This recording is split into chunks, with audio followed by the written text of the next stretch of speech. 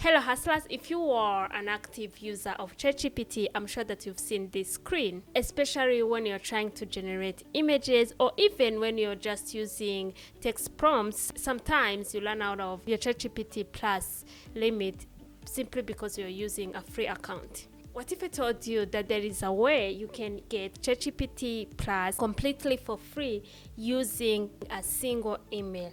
No credit cards required, no upfront payments required, just one email. So in this video, I'm going to show you exactly how to do. So first we'll head over to our ChatGPT account, the one that has run out the free limit, and we are going to log out. And we are going to hit log out. This will direct us to the login page. So once we are on the login page, we are going to hit sign up as if we are starting out for free, and we are going to add our email, the same email that has run out the free access of ChatGPT Plus. And I'm going to add my email.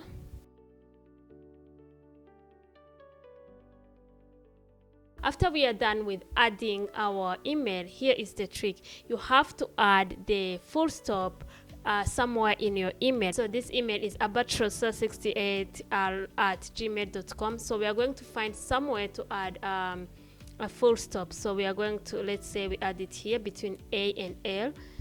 And so ChatGPT is going to treat this email as a brand new email. So we are going to hit continue. This is actually called email alias, and we are going to add our password. So now, as you can see, we are requested to put the code that ChatGPT has just sent us.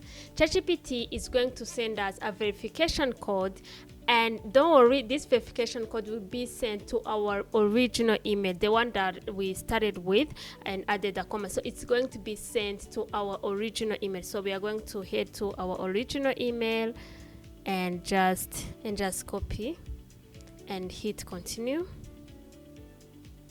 And here we are going to add our full names and our birthday. You can add where